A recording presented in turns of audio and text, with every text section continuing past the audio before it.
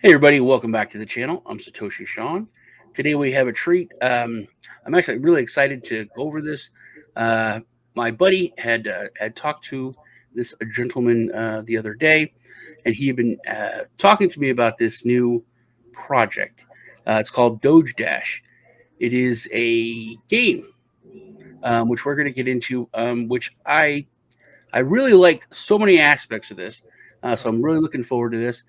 We have Paul Caslin, who is just basically everything behind it when it comes to putting it out there. How are you doing, Paul? I'm good, thanks, Sean. Thanks for having me on. I love your setup, by the way. It kind of inspires me. I think we're from the same kind of generation of gaming, and I love the kind of, it feels like your background. I want to come to the studio. I see Street Fighter 2 there. I want to play those games. Yeah, that's Street Fighter All the Gauntlets.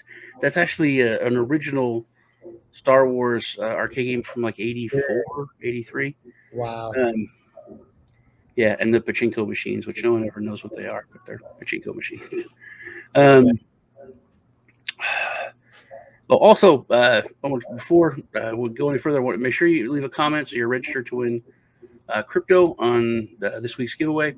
Also, head over to Crypto Tonight, the big giveaway that we're doing. Darko's doing mainly everything. I'm just a partner, but he's did all the work.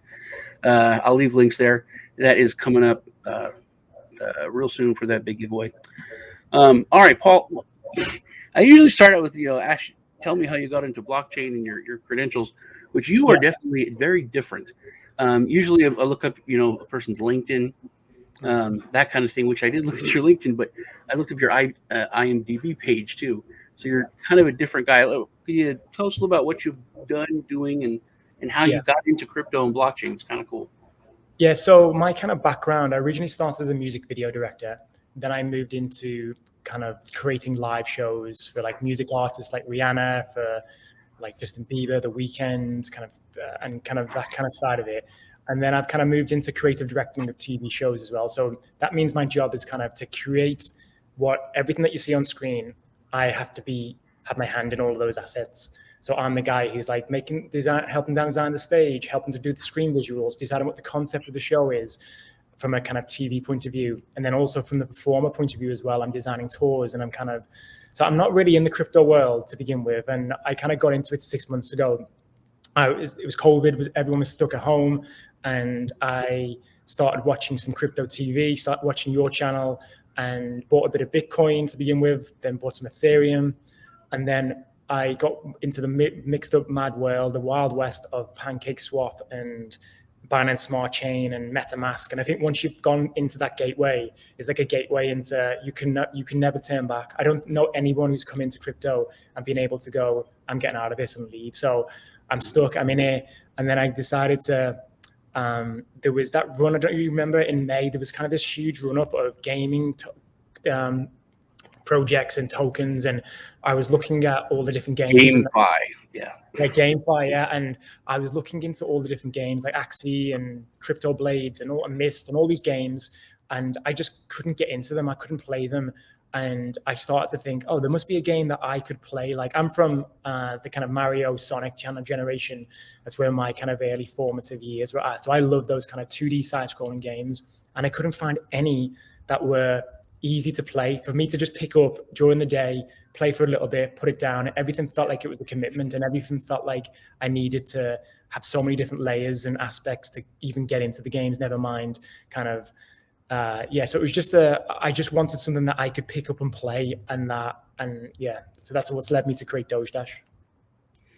Yeah, and that's one of the things I like about it. When it comes to GameFi and it comes to gaming, I think in the space, there's, I mean, and I don't want to say they're not fun, but it's all kind of a Magic the Gathering, kind of a Pokemon, it's like cards versus cards. There's not a lot of good, just fun side scrollers or even puzzle stuff. There's not a lot of just fun, games. So I really did like that about Doge Dash. And Sean, isn't that crazy? Don't you think this was the thing that touch wood, I keep hoping that no one knocks on my door and says, this has already been done, I'm sorry. Because when I started to look into this further, and I researched. I just couldn't find a game that was a side scroller. And also this is the simplistic part: is you collect coins in the game, and those coins then transfer to your crypto wallet. So, and I just can't believe. That's what I said to my. That's what I said to my kids. I was like, so you could get coins, but these coins are real. Yeah. And also, this is the thing. Someone mentioned this. I think Darko mentioned this actually on our previous chat. Is he was like, you could play this over Christmas with your family, and you could give your little boy to play it. You could give him access to your crypto wallet, and he could be making you money over Christmas. Like, it's kind of a whole flip reversal on the kind of the day-to-day lives of families, that your children could be making you wealthier rather than taking your wealth. You're opening up a whole new can of worms and a subject there when it comes to GameFi. And one thing I just want to point out that people, just to take a step back, because if we're in this, and I've been in this for a long time, you're just coming into it. Yeah. But there's been these revolutions with with ICO, with smart contracts, with different. You can put them. I mean, they will when we look back on history, and it'll be in these historic sections. But I think that this new period we're in, there's a lot of people like you who are coming in from either like artists with NFTs and so on. They're coming in who weren't geeks and nerds and tech people. Yeah. They're coming into it, like you said, and once you're in, you fall in, and because it opens your eyes to so much, how money works and so many other things. But once you're in, you're really in. So there's this explosion now of a whole new kind of creativity. Like you're saying, it seems so simple, but I can't believe hasn't been done. But that's because hasn't been people like you, that have been in the space. It's been really serious, software engineers and that kind of thing. So I think that's why, because it's a whole new bunch of people coming in, to crypto. I think being outside of the industry as well gave me like a kind of holistic overview of the industry. And I think when you're in crypto, you're such in a bubble. Like we all think that everyone in the world talks about crypto, but I go, and 9 times out of 10 people I ask, they're like, they don't know how to buy a Bitcoin, or they don't even, and then even 1% of that don't know how to use MetaMask. So when we're in crypto, we kind of think that everyone else does the same, but the reality is they're not. And I think with Doge Dash, I want to kind of create something that can reach outside to those people that are outside of the industry. And one of the ways we were thinking of doing it is you can play the game without having the coins. So if you want to go down the route of connecting your wallet and being immersed in the game, you can do that. But then the other option is that you can just play the game and not put anything at stake. So what the hope is with that is that the game will be adopted, and then the cryptocurrency will be adopted as well, because those people will be like, oh, I get the game now, but I'd like to earn something. I'd like to make my skills into something that can make me some cash as well. So that's the kind of... You'll be able to play the game without having to put the Doge Dash coin into it? I think so. We were talking about it, me and my team yesterday, actually. We had a live chat with the community and we talked about it a bit. And I was thinking, for mass adoption, my goal here is the 99% of people outside of crypto. And if you think of Axi's market cap and where the amount of people using that, it's such a small number of even the people in crypto. And the people in crypto are only kind of 1 to 2% of the world's population. So there's a whole 98% of people that aren't even in crypto. So how do you reach them? And maybe one of the ways to reach them is to just give them a version of the game, whether it's a demo, maybe it's the first 3 levels that they can just play. And then also then you've started them on that journey and you've opened another gateway into crypto that people would never have known, because it's so scary. Like the first time you send something via smart contract, your heart's beating through your chest, because you're like, how am I just sending my money to numbers? And there's no way back. Like it's gone. And I think having a gateway, like a gateway drug in terms of a game to get new people into that could be really interesting. That's a really good idea. I think that will definitely be an awesome way.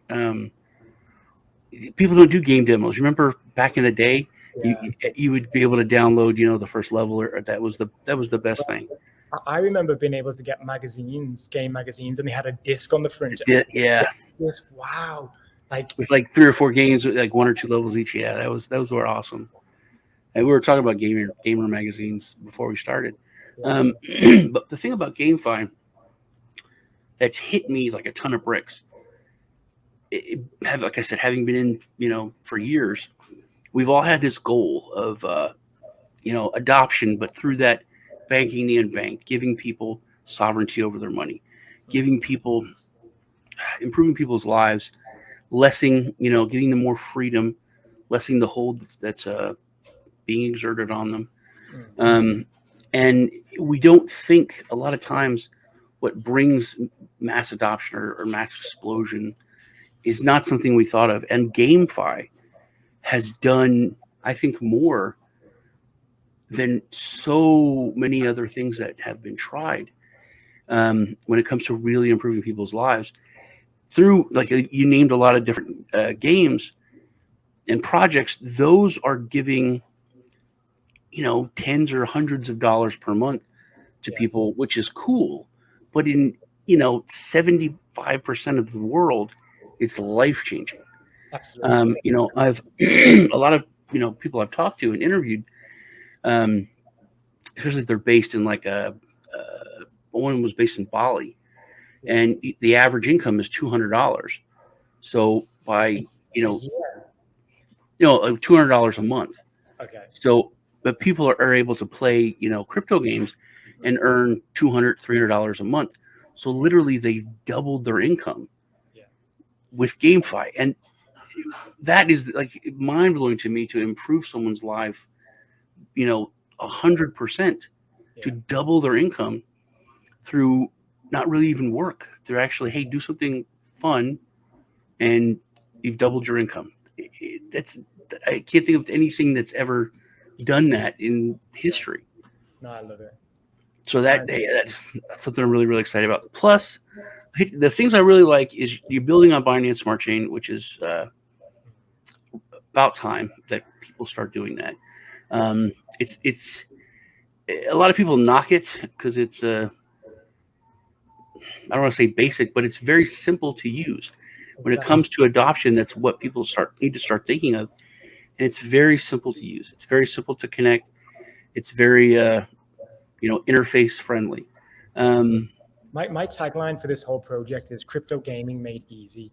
And yeah, to do that, everything you need to do, even when you're playing the game, I want it to be like so easy. So you load the game. It's going to be a web version first in December. You click on the game. It'll that was take one of my you. questions. That was about, are you going to have a browser version to play on the computer? Okay. Yeah. I think a browser version just helps it helps. It just gives us a foundation to work off. And the way it would work is that I want to get so few screens between clicking to download it and playing the game. I think a lot of games as well, you've got to click through 4, 5, 6, 7 screens to make options. I want it to be download, loading screen, connect wallet, play in the game. And the only control, it's an auto run function game. So the only control that you have is the jump button. And each level will get increasingly more difficult, and the speed of the game will pick up until you get What to about the level. headbutt? The headbutt, and we're toying with that at the moment. We don't know whether that's going to make the game too easy. I think that I played a demo version yesterday actually, and it feels. I'm not 100% sure on the headbutt at the moment. You'll definitely be able to jump on top of the characters, and when characters have a horn on their kind of head, you will obviously, you can't jump on them then. But we're exploring kind of different ways. I want to make sure that the game is not easy for people to play. I want to make sure that you need to be skilled. You need to put the time in and the effort to get good at Doge Dash. A little bit challenging.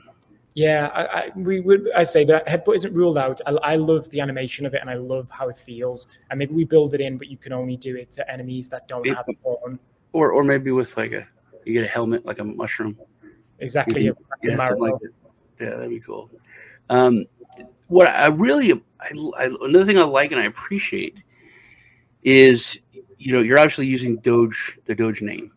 Yeah, this was a big bonus. This was a big decision for our team to go down. But you continue, Sean. Sorry, cut you off. Because a lot of people do that because it's been famous as like the nicest community, huge fun, like pretty much everything that's really good about crypto is like with the Doge community, and so many.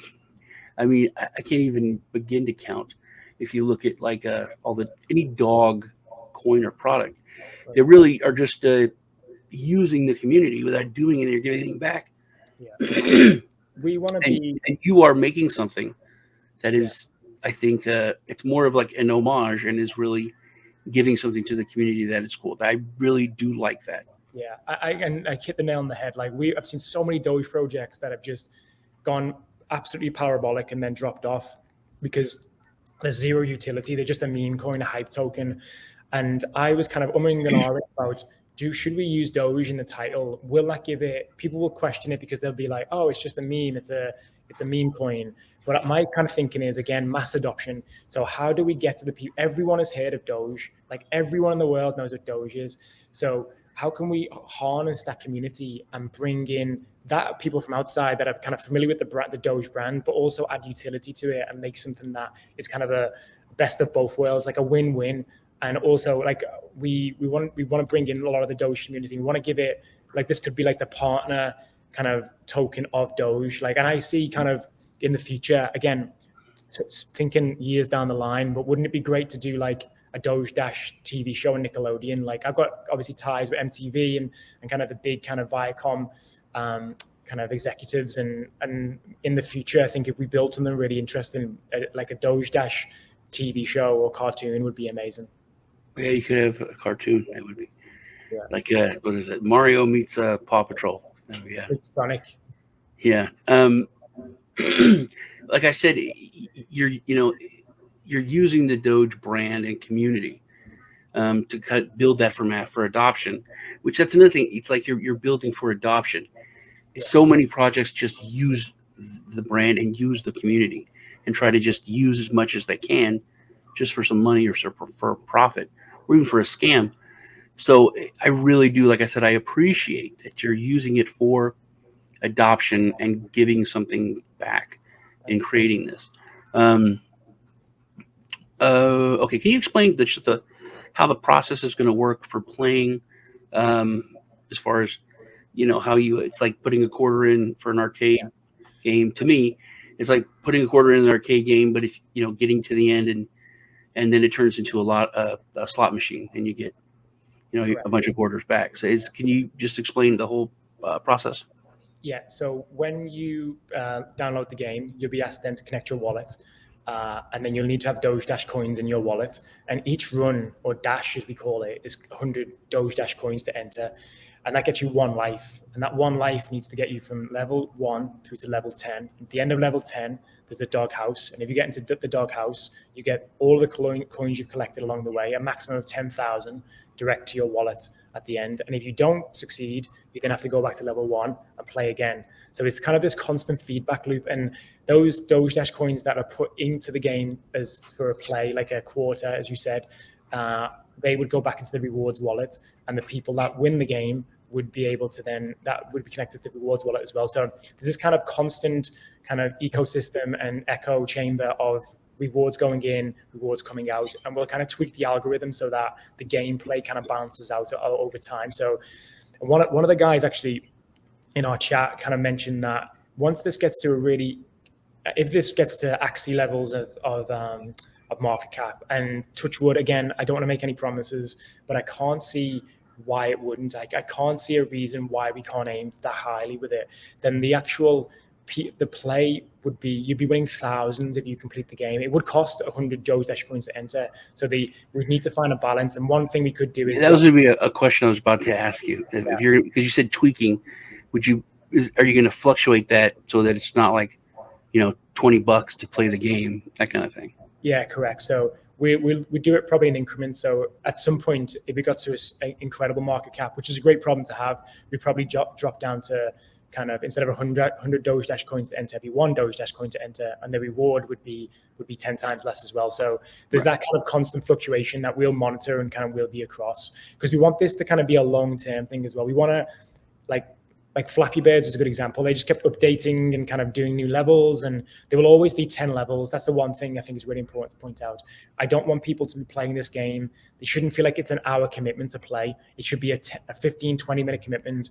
And that was my next question is, like, what is the time frame of going from level 1 to level 10? So each level is approximately a minute long. Maybe the latter levels might be a little bit longer. So with load screens and kind of everything, you could be, I think around 15 minutes would be a good play time. And I think, again, because you're putting the money in, there's a lot of these games like Hades and Returnal, where you've got to commit hours of your life to get from the start to the finish. And if you die halfway through, you go back to the start. So I want to make it in a way that you can literally play and play and play. And the reward obviously massively outweighs the cost of you entering. So it's just like a really interesting, and again, I just could not believe no one's done this before. I genuinely blows my mind that crypto has been 5 years old or 10 years old and no one's thought of a game where you collect a coin that goes to your wallet. It just seems common sense. Yeah. Well, there's air coins, which is like a more of a Pokemon Go. Yeah. But yeah, there's not a lot of like fun, just old school side scrollers or, fighting games, right? Just, there's nothing. And I think with, like I said, with all these new game, now we're getting like game developers coming into crypto and that whole side of the tech world. I think we're going to have this whole new explosion, and you're really, I think, at the forefront of it. Speaking of that, have you had your code and everything audited, or what's going on with that? So we've got an audit in progress at the moment. I believe it's my pronunciation is Solidity. I think we're doing an audit at the moment, and then we're going to probably get a Certic. I think it's CERTIK. Yeah, Certic. Yeah. So they're looking at the contract at the moment, and they're happy with everything, and we're just waiting to get it signed off. And that's one of the reasons we've kind of been. This was meant to be a stealth launch. Like we launched a week ago, a week and a day ago to where we are now. We didn't do any pre-sale, no marketing beforehand. This is one of the things to point out with this project is that this is all my own money. This is my own savings that I've put into this. I'm at 250K at the moment in terms of what I've invested in. So there's no venture capitalists who are above our heads kind of saying, we need this, we need to do this. There's no pre-sale. There's no private sale. It's literally a fair launch, stealth launch. And then this is our first weekend of actual marketing. So Darko was interestingly our first ever interview. And that was just because we saw a video of him reacting to it for the first time, and we were like blown away. We had to talk to the guy. So, it was he's like really hyped on it. That's one thing. He's almost more hyped than me. It's slightly worrying. Yeah, it's like I thought he was like on drugs or something. He was like, dude, Sean, really? You've got to check. Have you checked it out? I'm like, that's the worst impression I've ever heard. I'd love to hear my accent, an English accent. It's weird. Whenever I try to do Australian, it usually turns into South African. Yes. If I try to do South African, it'll turn into Australian. And so one of the reasons as well we wanted to launch in stealth is I want this to be long term, and I almost actually wanted to have the audit and everything done ahead of the launch, but I don't think it actually works. I think the contract has to be published in order to do that. That was my understanding anyway.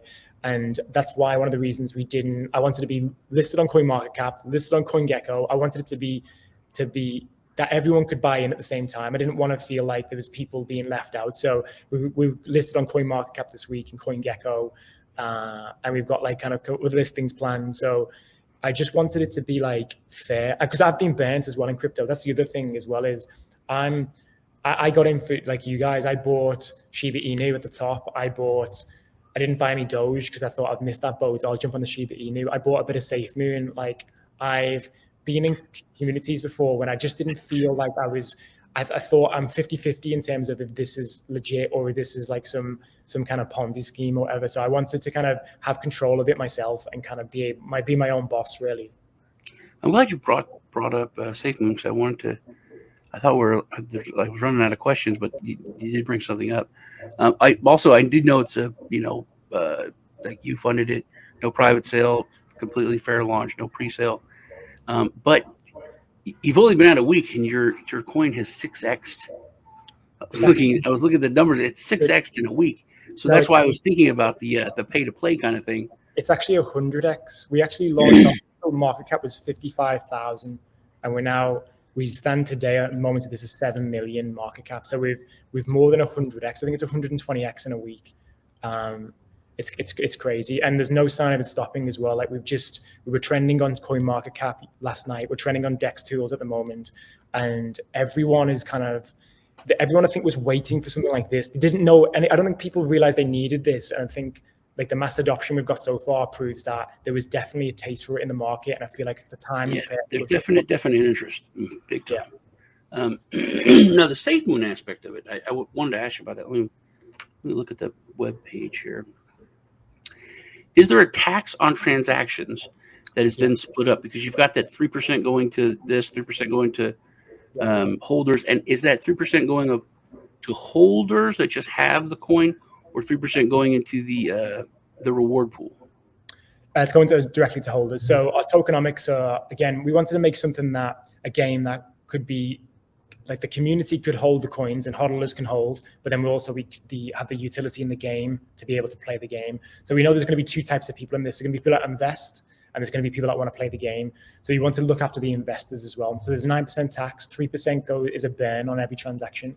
That means it's deflationary and the coins getting more valuable in your wallet. There's also redistribution, or reflection, I think it's called, where each transaction action is then distributed to the holders. So a lot of our holders are getting rich when they sleep, like they're earning every second of every day Doge Dash coins, and then 3% goes into the marketing wallet. And that was another big thing for us as well, because to get mass adoption, I'm from a world where I know the power of marketing. In music and TV, the marketing budget of these things, of these shows, is equates to the actual budget of the show itself. And the only way to get mass adoption is to go door to door. That's why I'm going to be doing a lot of AMAs like this one, and go door to door, and also utilize kind of influencers like yourself and other influencers from other communities and maybe even other industries to get the word out. So that marketing spend needs to be big, and it needs to be to get to the people outside of crypto. That's the thing, is that people can, I don't want to just add banner ads on PooCoin or Dex tools. Like, it's got to be bigger than that. It's got to be, what is a mainstream game? What does the marketing of that? If this was the next God of War, how would they market? And that's what we're going to be doing. Did you come up with all that on your own, or did other people? No, I did. I've spent like 6 months just, again, I come into that's really smart. That's the smartest use of, since that came out, because I was part of a team that helped build a coin after the Safe Moon debacle, when they found out that they had what they had access to and all.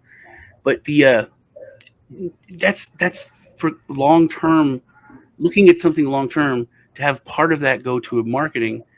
No one's done that. It's like the smartest thing I've ever heard. It's the only way that this can be a long-term project. Any project that does not have redistribution to marketing wallet, what are you going to do when you spend your marketing? You're going to then have to dig into your liquidity pool. You're going to have to exactly. Yes. And this is all exponential as well. This is the other really exciting thing, is we're at 7 million market cap today. So at the moment, our marketing wallet, we've petitioned our marketing wallet was getting so big, and we had so much to spend, that we decided to partition it and lock some of it away for 45 days and 30 days. So we only have as we go into today, I think we've got a 250,000 marketing wallet, and that's only a fraction of the overall. I think our marketing wallet now is at 1.5 million, even though we're only a 7 million market cap, because it's kind of ranges between 16 and 18% at the moment. And what that does is, if we reach Axo Infinity levels of marketing, our marketing budget is as big as Apple. Like, we're talking giant numbers, and we can then go after anyone in this industry. We could get the biggest of the biggest. And I just, again, coming into this industry fresh and looking at it from like what. I was about to say that to you. That's one of the things that you're bringing, and people like you, because like I said, so much. And having, I've worked with projects and built stuff. And when you work with really smart technical people who've been in this, or have just come from that, software or tech industry, they just like, build it and everything's fine. You build it and everybody will come. And it's like, no, you've got to think about that. You have to bring people to it. You have to get the word out there. And that's where I think really good projects that fail, it's just that. It's just because they don't put that aside. And then after they put so much work and so much money and effort into something, then nobody knows. They can't tell people. Exactly. And that's why I just seeing that tokenomics, the model where you go, it goes the deflationary burn back to the holders, and then that 3% going to continue to get the word out. I was like, oh, that's why has no one done that? That is perfect. But this is the thing is that I keep feeling as though someone's going to knock on the door and say someone's done this before, but it hasn't. It just seems so obvious to me that in TV and TV world is that it's all a loop because they want longevity. Like there is, if you spent your marketing budget, what do you do then? Like we're almost at some point we'll be struggling to spend enough marketing. And also the other thing is that we need to protect the chart as well. Like the chart is like your baby. I've never experienced this before, but it feels as though the chart, I just never want to hit the chart. So we're very selective about when we take kind of swap money out or swap Doge coins out for BNB and BUSD, because at the moment, people like yourself obviously don't want to work in kind of, you guys are in the crypto space and you want like regular kind of coins, but and the outside industry as well want to work in cash and fiat currency. So I think eventually Doge Dash will become a lot more mainstream and a more kind of accepted payment method. But at the moment, we just want to kind of, we're going to go big on marketing and we're going to do it in a way that doesn't affect the chart. All right, that is awesome. Everything, I think I've kind of hit on everything that I wanted to ask you about. Anything else you want to go over? No, Sean, I think I absolutely love talking to you, dude. I feel like it'd be great to get you to do a play test at something at some point as well. It would be cool. Yeah, my kids want to play it too. How's the liquidity locked for 6 months? Can you go over that a little bit? How that works? Yeah, so liquidity is locked for 6 months with team finance. And again, this is something that just being in other projects and looking how people do it, the big thing was always, where's the liquidity lock? And I remember, so I researched into that and then realized that team finance is the kind of go-to in the industry to lock up your liquidity. So liquidity is locked for 6 months. We'll then extend that way ahead of time, so no one's got anything to worry about. And we just got to be a little bit where, like, with exchange listings, you need to provide extra liquidity for them. So we just need to kind of balance that. So we're going to do it in increments. Even 6 months' time, we're looking at it, and we need to get more liquidity in there to then get on bigger exchanges. Like our goal is, as in for mass adoption, needs to be Binance, Coinbase, all of those kind of huge corporations. That's going to give us the mass adoption. And then maybe even in the future, once we're established on Binance Smart Chain, we're then going to look at other blockchains as well, because we just want anyone to be able to play Doge Dash, and there'd be no barriers to entry. And that's also why I think this demo version will help bring those extra people in. Yeah. Also, if you're trying, it'd be good to be able to practice on the demo version. Yeah. But we'll only give a few levels. I think we only give a few levels, because what we don't want to do is, again, someone mentioned this in the chat, we don't want people to master the game and then be able to kind of in the demo version. So it's going to only be a few levels. I think that's the best way of doing it. Now, there is one more thing I wanted to ask you about, which you have an NFT or NFTs coming, which this is made for that. Will you be launching the NFTs on the Binance Smart Chain, or are you going to go with Ethereum? We're in discussions with a lot of marketplaces at the moment, and we need to decide what's best. I would like to keep it on Binance Smart Chain, just because personally, that's a good idea. Dude, you've done. I'm just putting my 2 cents in here.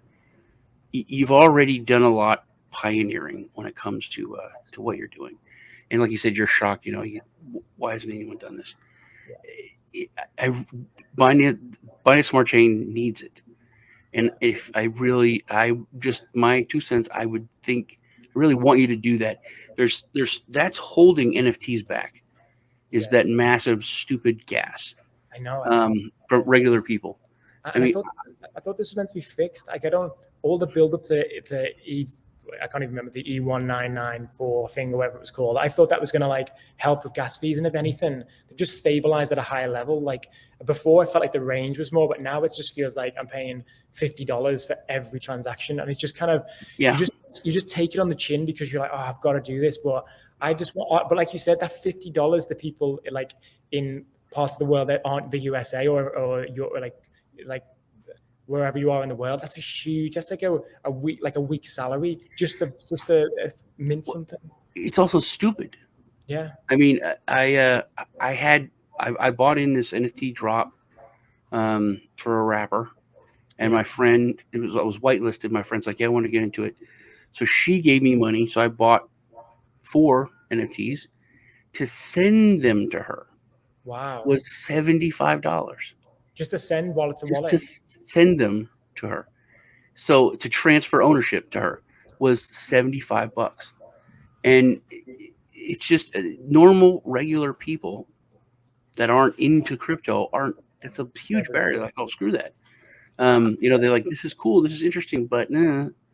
I'm going to try and break down all those barriers. I'm going to try and make a coin and a community that, because I know I'm in the chat all the time in our community, and I can see that people aren't as wealthy as some people in America, and we get confused. I'm British and I live in America, but I'm fortunate enough to have a nice lifestyle here, so I don't really question money. But if you're like in a part of the world that don't have that, or you're, like you say, you're earning $200 a month, then that is like, how are you ever going to? It's just a barrier to entry, and I think crypto was made to be for everyone, and that's why I love the communities, and I love that everyone's so into it, and it brings everyone together. But there's just this massive entry. So yeah, to answer your question, I think this is just decided it on this call. I feel like, I mean, I don't want to my team. Even if you're not in a rough place in the world, if you're in the U.S., but you're working 40 hours a week at $15 an hour, $20 an hour, $100 to get you this NFT is for gas is no. And also you're waiting. Yeah, I don't know about you, but I wait for the gas to fall, and it's just like this constant. It just gets you.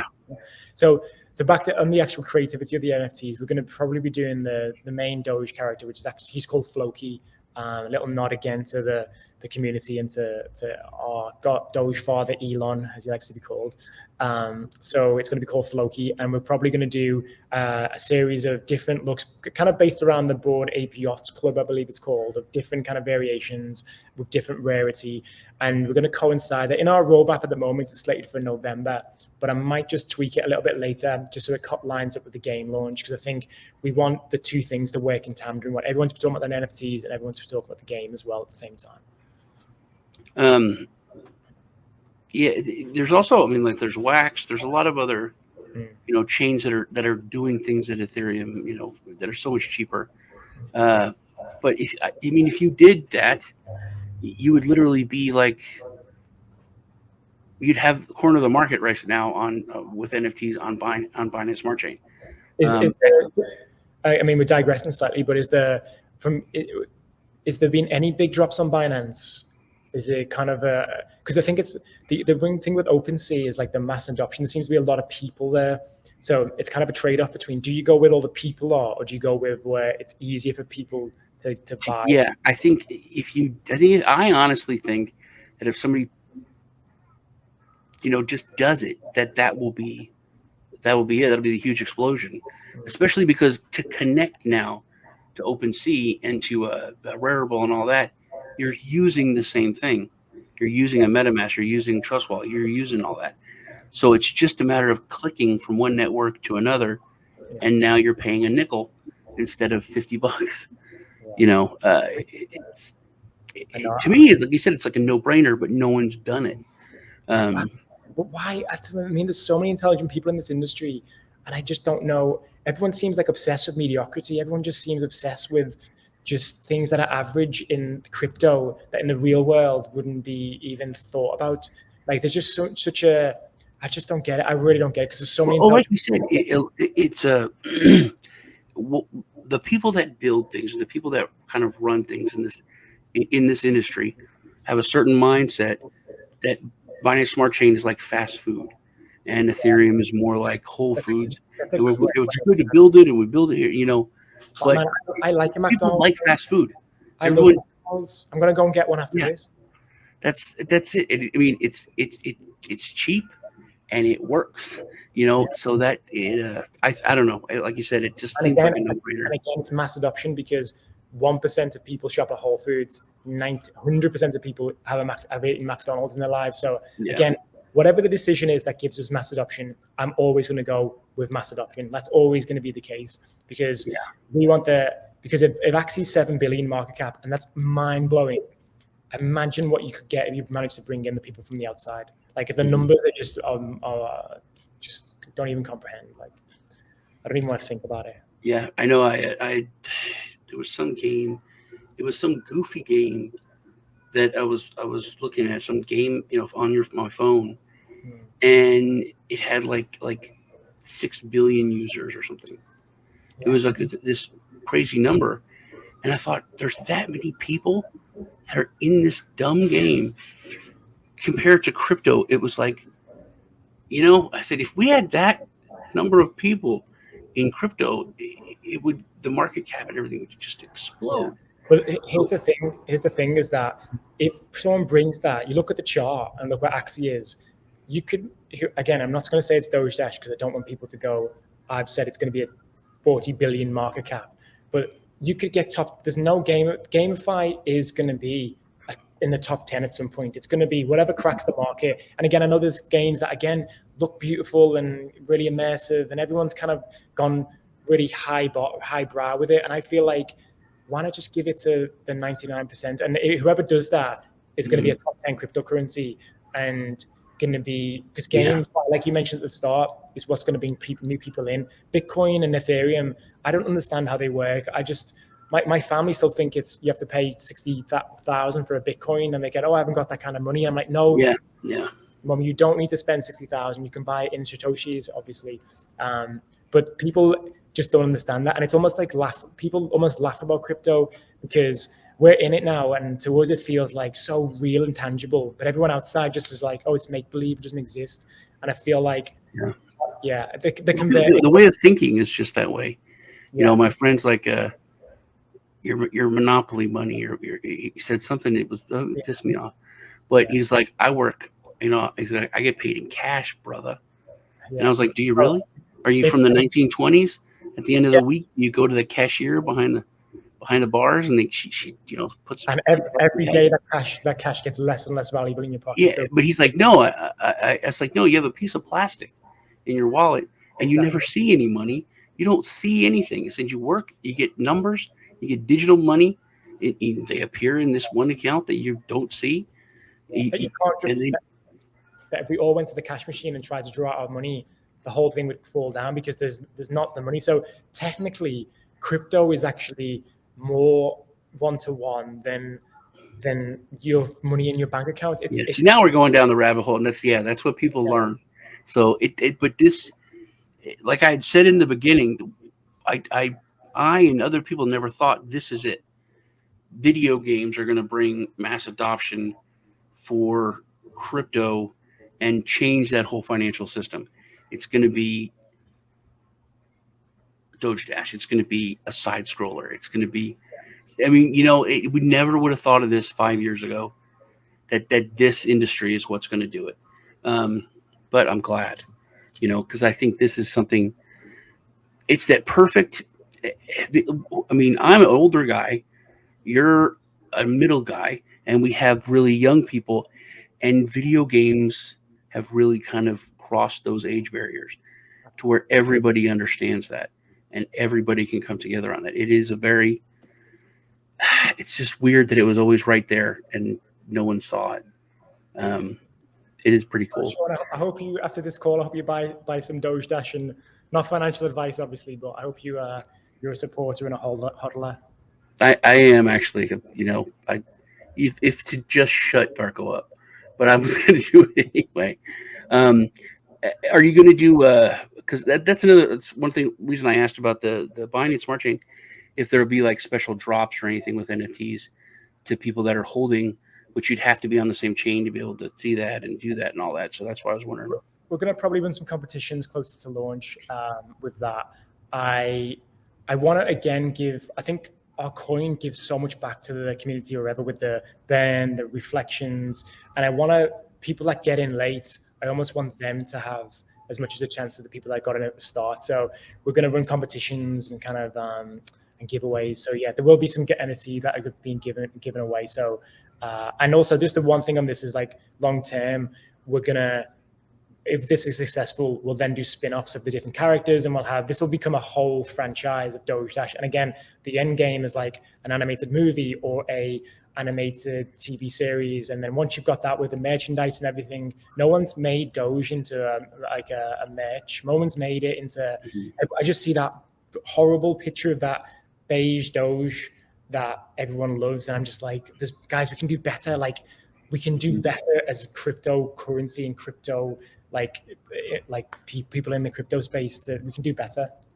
Yeah, I was actually wondering about that, if they're going to do other games or other things and become more of an ecosystem, and if Doge Dash coin would kind of be, bring it all together. That's the plan. That's the master plan. Is that.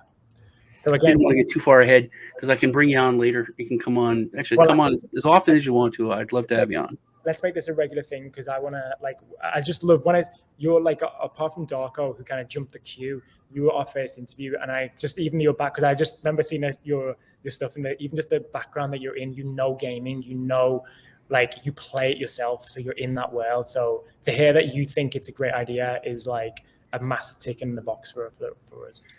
Yeah, like I said, it's so many. When I saw the tokenomics, I was like, why? And I'm a little mad because I didn't think of it. It's like I didn't think that's there's so many things, like I said, that you're like pioneering, and you've been in crypto for 6 months.